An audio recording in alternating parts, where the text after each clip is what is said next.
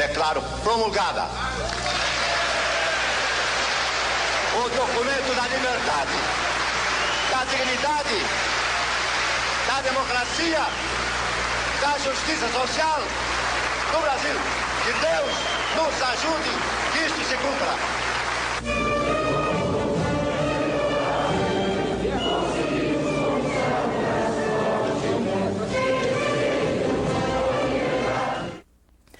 É com esta imagem histórica para o Brasil que a gente abre o Estúdio 4 desta semana para falar dos 30 anos da Constituição Federal, completados no dia 5 de outubro. Falaremos sobre efetividade dessa Constituição, sobre revisão, sobre regulamentação.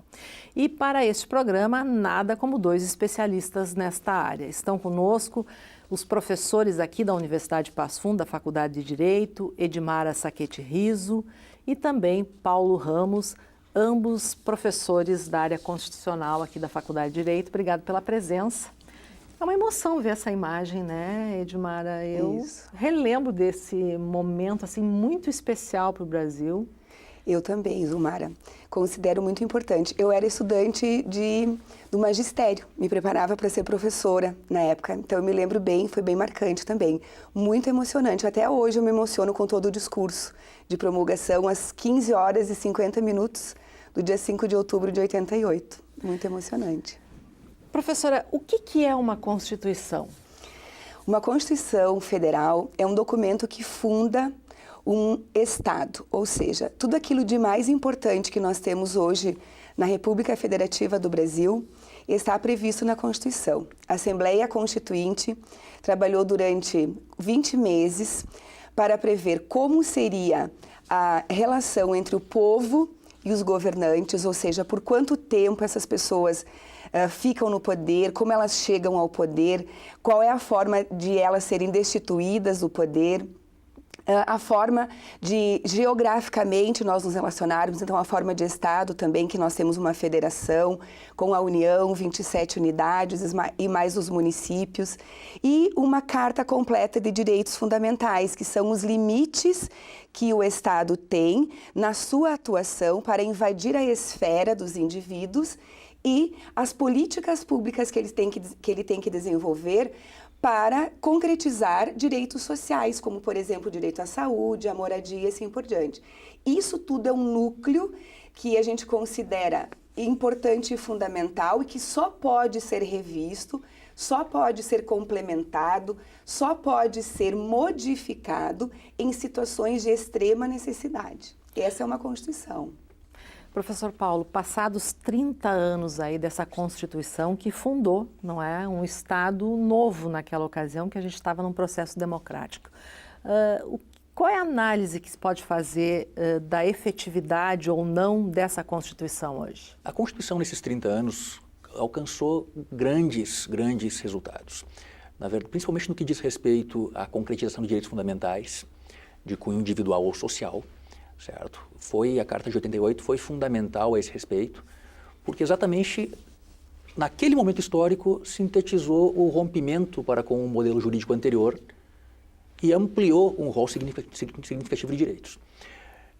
Em relação às conquistas desses 30 anos, parece-me sim que nós podemos mencionar o artigo 5º inteiro como um momento constitucional, como um local da Constituição que assegurou e que garante todos os dias um nível de liberdade significativa e que deve ser protegida a qualquer custo. Ao mesmo tempo, o artigo 6º, que estabeleceu um rol de garantias sociais, impondo ao Estado o dever de concretização, de materialização de direitos, como saúde, educação, lazer, segurança e assim por diante. Certo? Então, parece-me que o saldo nesses 30 anos é bastante positivo. Uhum. Mas essa efetividade, por exemplo, de questões sociais impostas ao Estado, como saúde e educação, a gente pode dizer que o Estado cumpriu essas normas constitucionais? Perfeito. Parece-me que nós temos mecanismos jurídicos muito valiosos, muito interessantes, que permitem a exigência desses mecanismos. A prática cotidiana, no entanto, mostra que sempre podemos melhorar. O Estado, como garantidor de direitos, sempre pode buscar mais. Não é à toa que a própria Constituição, do artigo 1º, estabelece alguns princípios fundamentais e no artigo 3º estabelece objetivos fundamentais. Esses objetivos se colocam como um horizonte a ser alcançado pelo Estado, como um possível fim do Estado que, em última análise, nunca pode ser alcançado. O Estado constantemente deve trabalhar, deve operar, buscando a melhor condição de vida de todos os seus cidadãos. Professora Edmar, a gente está falando de uma Constituição que tem quantos artigos? São mais de 350 artigos, entre o texto constitucional e o ato das disposições constitucionais transitórias, que, como o próprio nome prevê, eram disposições que deveriam ter tido efetividade num momento de transição entre um momento constitucional e o outro. Mas elas vêm sendo emendadas até hoje. Então, se transformou, na verdade, no corpo constitucional mesmo, né?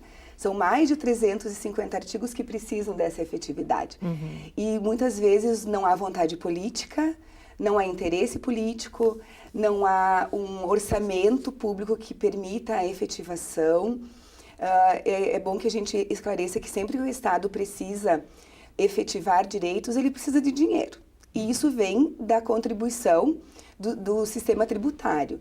E o nosso orçamento público, se nós olharmos para 2018, nós vamos ver que dos quase 3 trilhões e meio, 1 trilhão e 200 bilhões foram para pagar juros da dívida pública.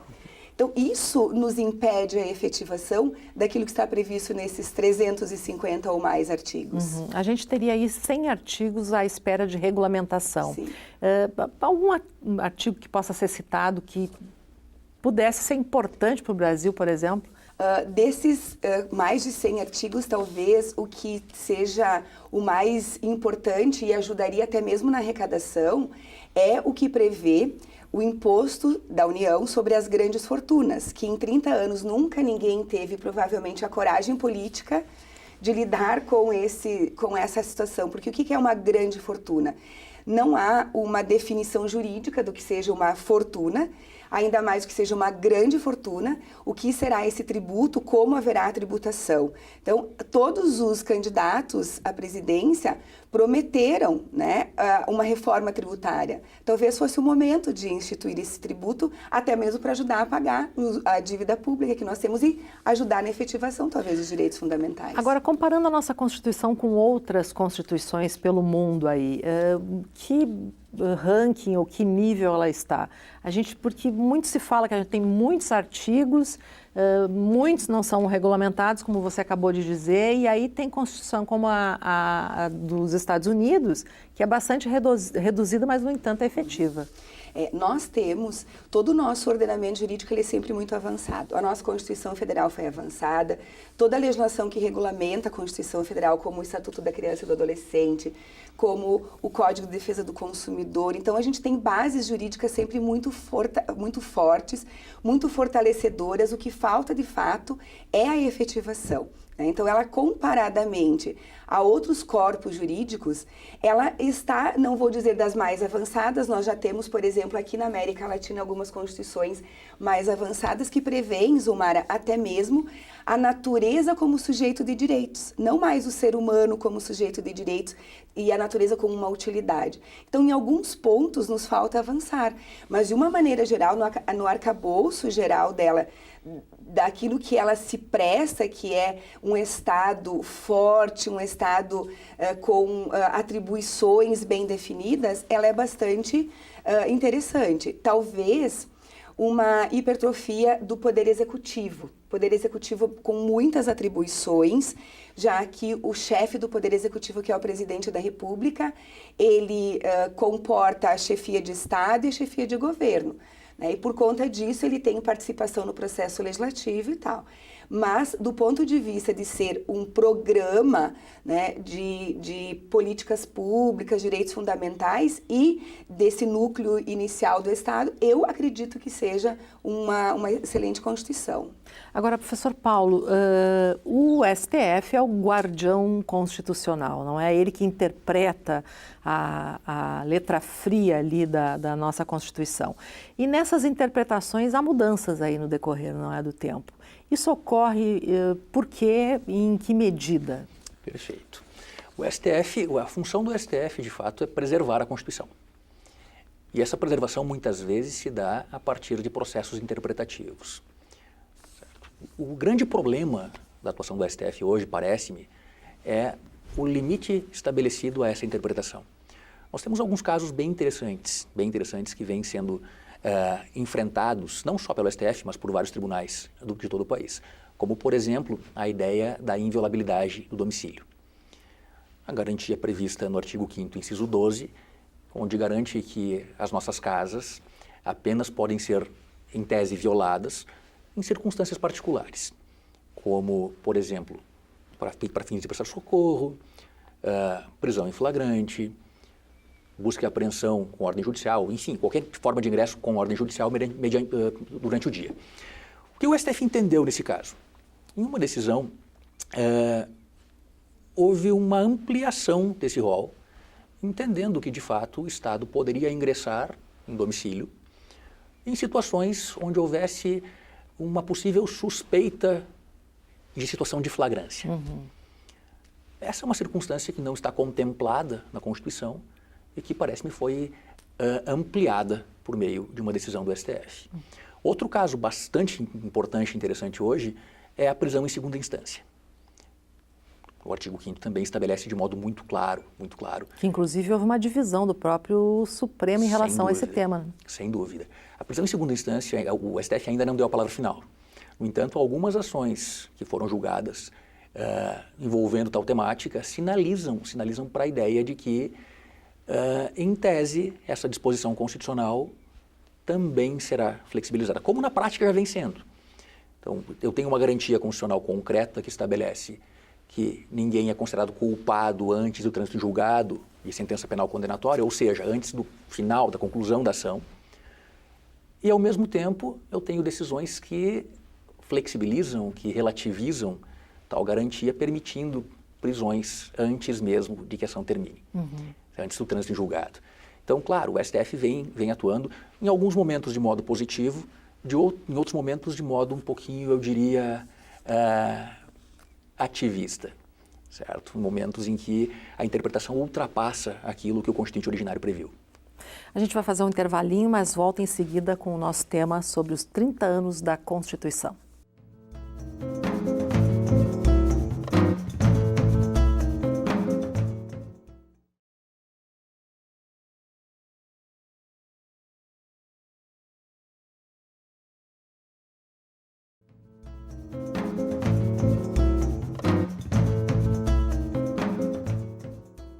A elaboração da Constituição começou em 1985 e durou 20 meses. Participaram 559 parlamentares, 72 senadores e 487 deputados federais. Além disso, o processo de construção da Constituição teve forte contribuição popular. Durante 5 meses, cidadãos e entidades representativas encaminharam suas sugestões. 5 milhões de formulários foram distribuídos nas agências dos Correios. Foram coletadas 72.700 sugestões da população de todo o país, além de outras 12 mil sugestões dos constituintes e de entidades representativas. Quer dizer, teve uma mobilização, a gente não tinha redes sociais na época, não tinha internet, e a mobilização da sociedade ela foi muito grande nesse momento, professora Edmara. Exatamente. E em razão de quê, Zumara? Do momento, né? Porque no momento anterior um pouquinho a isso, houve todo um movimento pelas diretas já. Então a população estava, vamos dizer, no clima de mobilização para isso. A população queria muito isso. Foram 72 mil sugestões que foram encaminhadas em 5 meses. Hoje, para que nós encaminhemos uma sugestão, numa época de redes sociais, talvez a gente leve um ano, né? Para ver como a politização da população na época era muito alta. Era muito maior do que agora. Mas, professor Paulo, retomando essa questão da interpretação, essa diferença de interpretação, não é? Em vários momentos aí, a gente citou aí a questão da prisão em segunda instância, isso não acaba gerando uma insegurança jurídica no país? Sem dúvida. Sem dúvida. Ela, na verdade, esse conflito entre interpretações muitas vezes divergentes, sem dúvida alguma, causa, eu não diria apenas uma insegurança jurídica, mas também uma insegurança social. Sociologicamente, claro, o direito trabalha de modo muito intenso com a ideia de segurança. No entanto, eu preciso de critérios, o judiciário precisa, de certo modo, ter algum critério estável para que eventuais demandas sejam pacificadas. Então, não há dúvida, essa grande quantidade de interpretações divergentes, muitas vezes de um mesmo tribunal, acabam fomentando, potencializando de modo bastante intenso essa insegurança. Bom, agora de tempos em tempos, e isso a gente tem percebido principalmente nesse momento eleitoral, aí da campanha eleitoral, se fala em revisão da Constituição, revisar a Constituição. De que forma seria a melhor forma, estou sendo redundante, fazer essa revisão e se há necessidade no entendimento de vocês? Bem, a gente precisa pontuar três situações diferentes. Uma é a revisão, que aconteceu, na verdade, em razão da própria previsão constitucional, 5 anos depois da entrada em vigor. Então, os constituintes já derivados, o Congresso Nacional fez a revisão a partir daquele texto inicialmente proposto e foram só 5 emendas de revisão que foram aprovadas em 93. A outra são as emendas constitucionais, que são aprovadas pelo Congresso Nacional, pelas 2 casas legislativas, com um quórum qualificado, com debates e com a análise da necessidade de modificação naquele sentido. Nós temos mais de 100 emendas constitucionais em vigor. Nesse ano de 2018 nós não tivemos nenhuma, em razão de que nós estamos num momento de intervenção federal no estado do Rio de Janeiro e por previsão constitucional, então o texto não pode ser modificado. A outra questão, que é o que vem à tona nos debates políticos agora em época de eleição, é uma nova Constituição.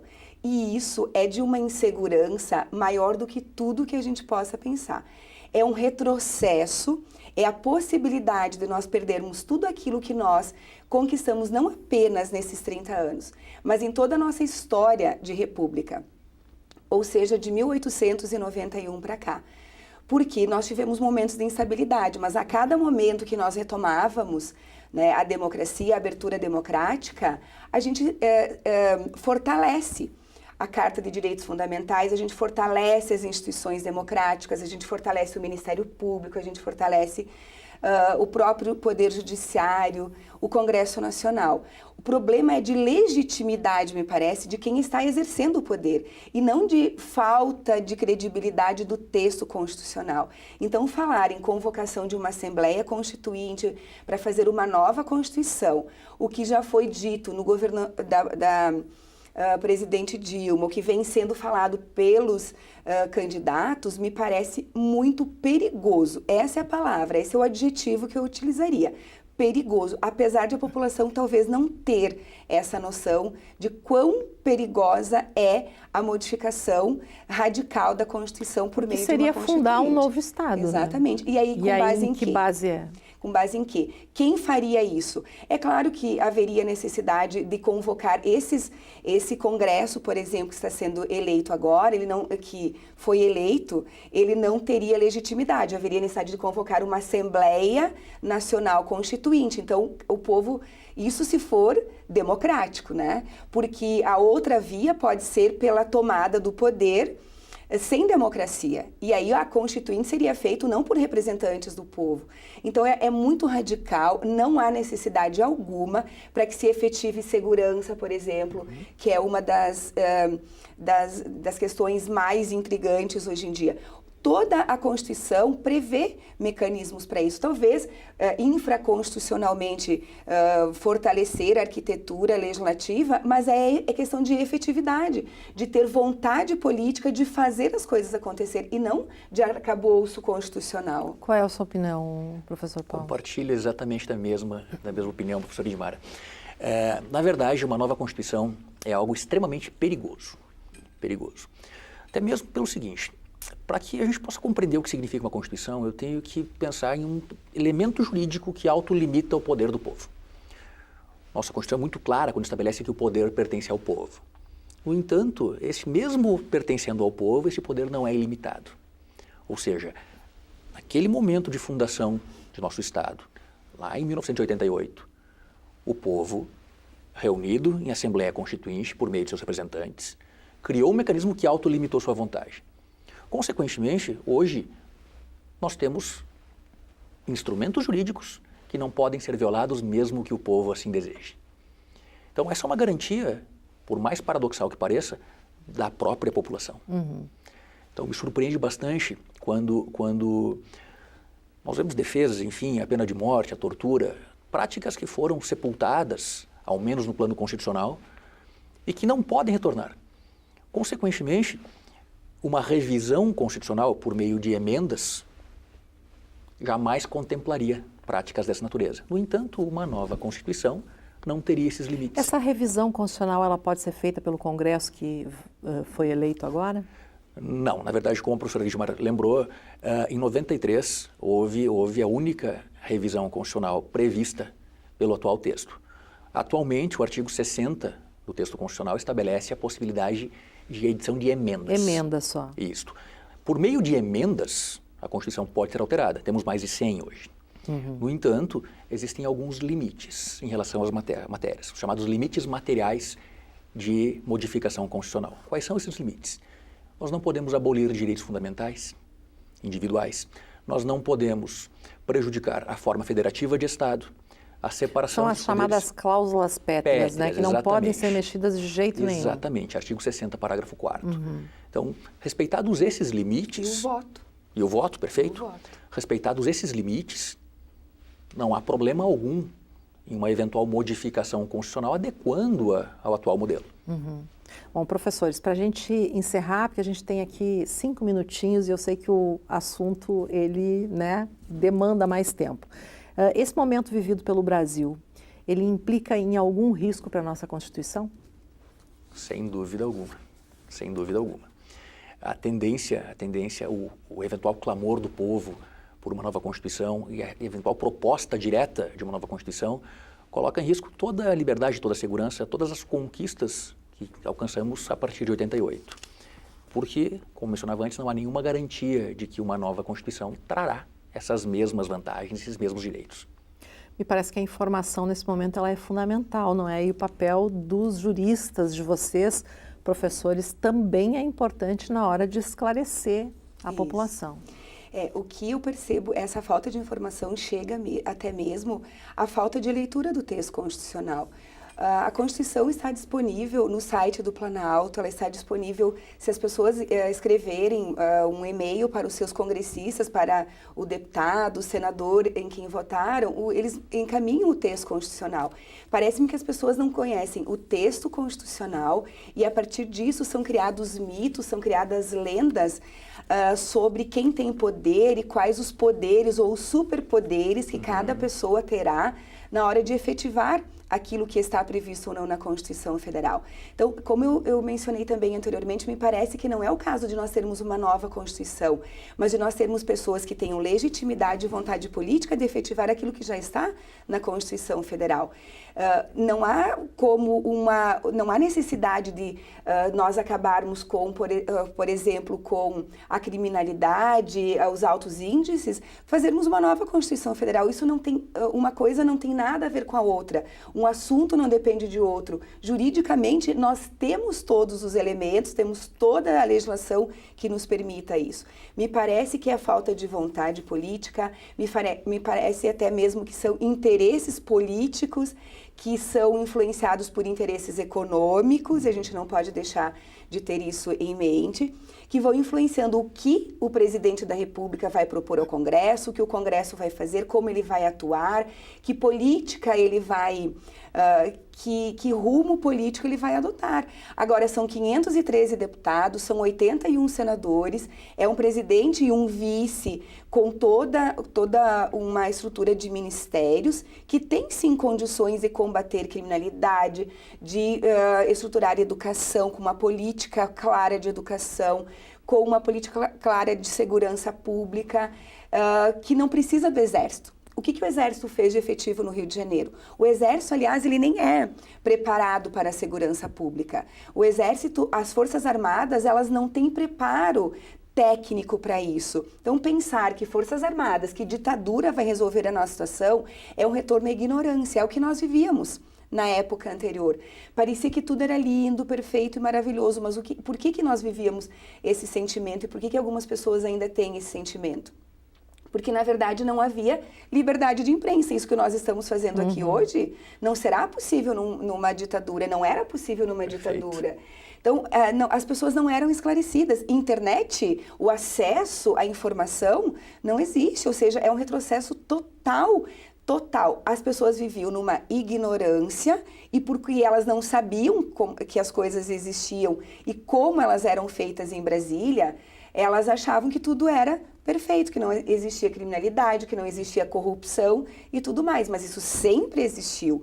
E o que nós temos hoje, eu vejo, é que isso está vindo à tona e nós estamos podendo falar sobre isso a ponto de, mesmo que a atuação do STF, por exemplo, é sempre criticada em razão de que é o presidente da República que nomeia os ministros do STF, mas a gente tem visto cada vez mais o distanciamento entre o STF e o presidente da República, exatamente. Por suas decisões, né? Exatamente, por quê? Porque o povo está de olho. Online, on time, é transmitida a sessão de julgamento do tribunal. Então, isso faz com que a legitimidade do STF e dos demais poderes seja posta à prova, mas constitucionalmente, ou seja, juridicamente, a nossa Constituição não precisa ser modificada. Professor Paulo, estarmos alerta e bem informados, essa é a alternativa para evitarmos qualquer risco à Constituição. Fundamental.